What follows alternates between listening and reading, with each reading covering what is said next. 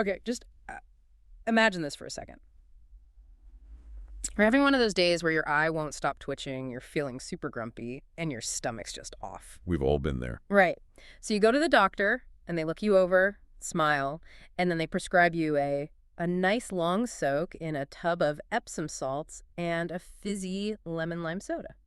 That sounds more like a spa day than a prescription. Mm-hmm. But, less than 100 years ago, that was considered high-level American medicine. We actually found the reference book that proves it. Yeah, if a doctor told you to drink a soda today, you'd probably report them. But we're looking at what was, back then, the single most authoritative medical reference book of the early 20th century. It was the physician's Bible, really. Yeah. Specifically, the 1926 edition of the United States Dispensatory. And this thing was a monster, right? Like a huge book. Oh, massive. Over 2,400 pages of, the most comprehensive medical knowledge of its day. But here's the fact that just completely flips your perspective on everything. Hit me with it. In 1926, 75% of all the remedies listed in that book were natural. Wow. Yeah, we're talking herbs, plant extracts, pure minerals, things from animals. Only a quarter of the treatments were synthetic drugs, and most of those came from petroleum. Okay, so we have to unpack this. We are going to dig into the 1926 healthcare ingredient list, and then we need to figure out how on earth did we swap the garden for the chemistry set? Exactly, because that reversal, that great medical flip-flop, it happened with just shocking speed. It wasn't a slow drift? Not at all. It was more like a coup. The timeline tells the whole story. In 1926, we're at 75% natural.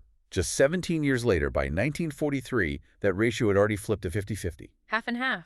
That's incredibly fast, so I'm guessing it didn't slow down from there. It actually accelerated. By 1955, so less than 30 years from our starting point, it was over. The game was changed. What was the final ratio? Only 25% of the accepted remedies were natural. The other 75% were all synthetic petroleum-derived drugs. The entire toolkit of medicine was replaced in the span of a single generation. Now, obviously, there are whole historical discussions about, major industrial families and big reports that pushed medicine towards pharmacology, but we could get lost there all day. Right. What's really interesting to me is how it changed medicine, not just the ingredients, but the whole philosophy. That is the absolute key. We have to look at how they work. Synthetic drugs are, they're incredibly powerful, very concentrated, very fast-acting. But they are so narrow. Like a laser beam? A perfect analogy. Yeah. They act like a very specific key designed to jam one single lock. They inhibit one enzyme. They're a one-trick pony. And the natural remedies from 1926? The complete opposite. They were, maybe less powerful in an immediate sense, but they were broad. They did multiple things at once, supported multiple systems. They were the multi-tool of medicine. And that switch to the one-trick pony had a pretty big consequence, didn't it? A massive, unintended one.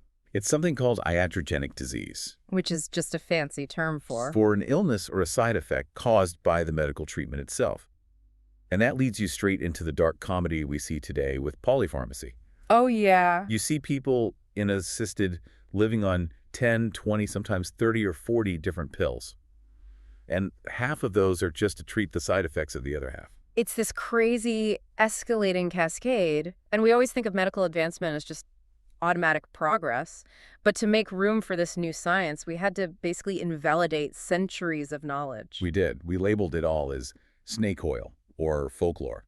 Even though a lot of our best modern drugs are actually based on those old plants, right? Modeled directly after them. And that wholesale abandonment of the old ways, it created this huge blind spot in modern medicine. The omission of the root cause. Exactly. You go to a clinic, they focus on the lead stage problem, not what started it. They're looking at the smoke, but the fire is still burning down in the basement. And what are the things they're ignoring? The stuff in the basement. All the basics.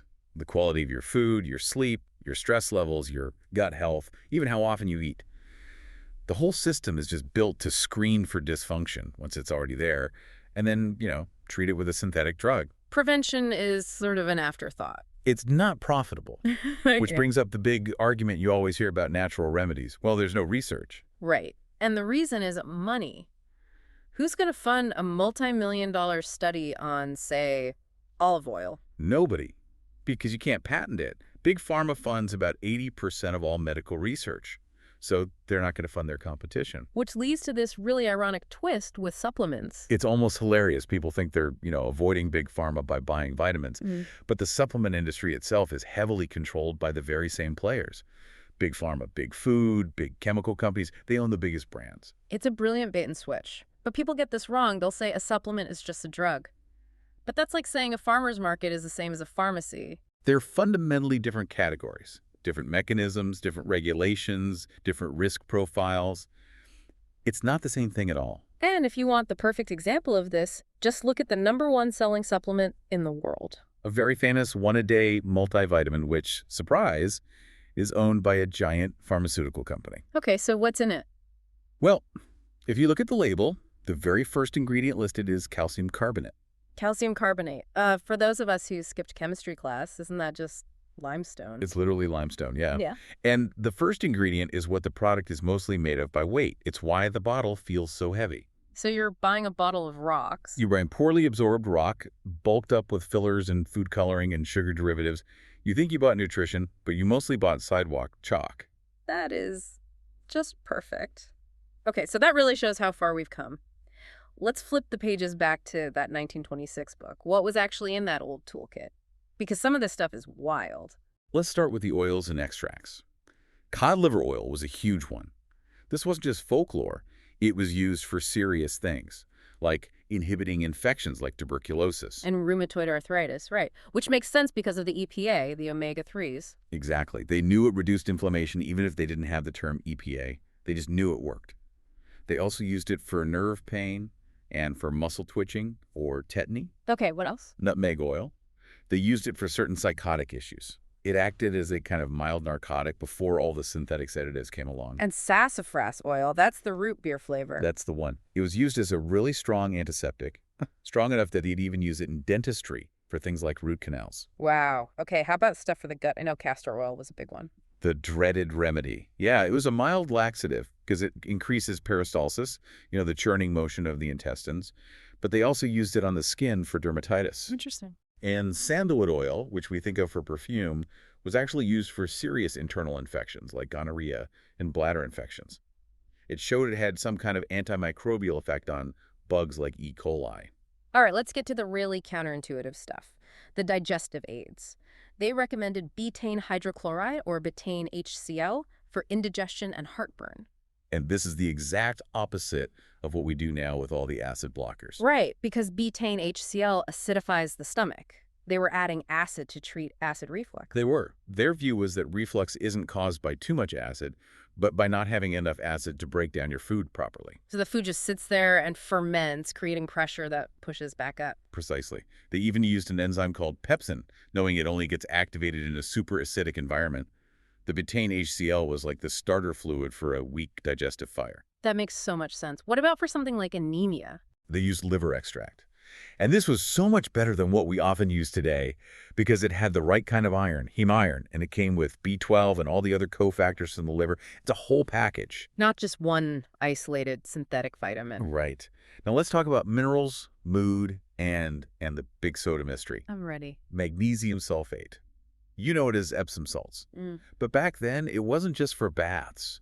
It was actual medicine. What for? To relax people, to help them sleep, as a painkiller, and even for treating anxiety and depression.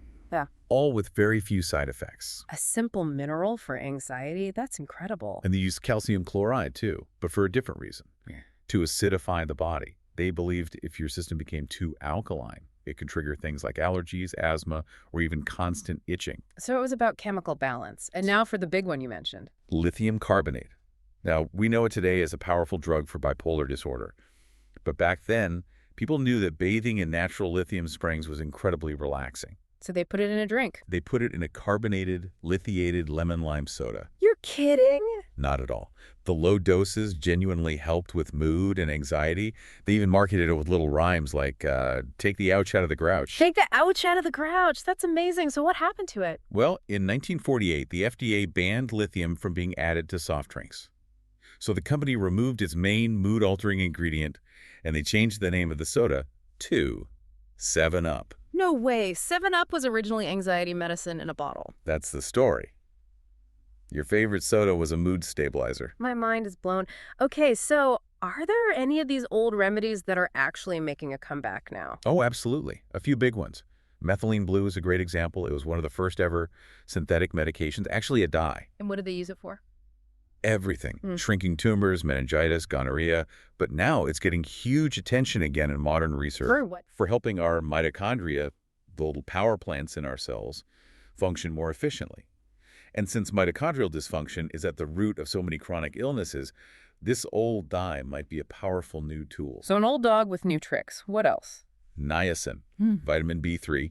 They used it extensively for lowering triglycerides, Mhm. raising good cholesterol, and for treating really severe psychiatric issues like bipolar and schizophrenia. And why is it so powerful? Because niacin is a precursor to a molecule called NAD, which is absolutely central to how your cells produce energy. It's literally the fuel switch for your body.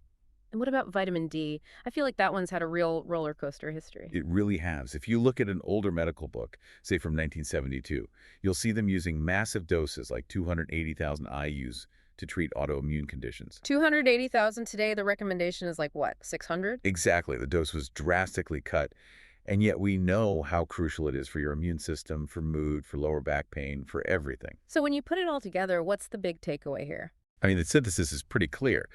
We moved from medicine that used multifunctional remedies with few side effects to an era of hyper-specific, expensive drugs that ignore the patient's lifestyle and often create new problems. The so-called advancement of medicine has sometimes just been a move from, holistic wisdom to commercial siloed treatment plans. So what does this all mean for you listening? When you look at this history, the 7-Up story, the relaxing salts, the multivitamin that's mostly just heavy limestone, it really seems like we willingly replace these accessible, inexpensive treatments for complex problems with incredibly expensive solutions for simplified symptoms. Maybe the real advancement we need isn't about inventing the next drug, but just relearning to trust the wisdom our great-grandparents kept in their pantries before profit convinced us it was all just snake oil.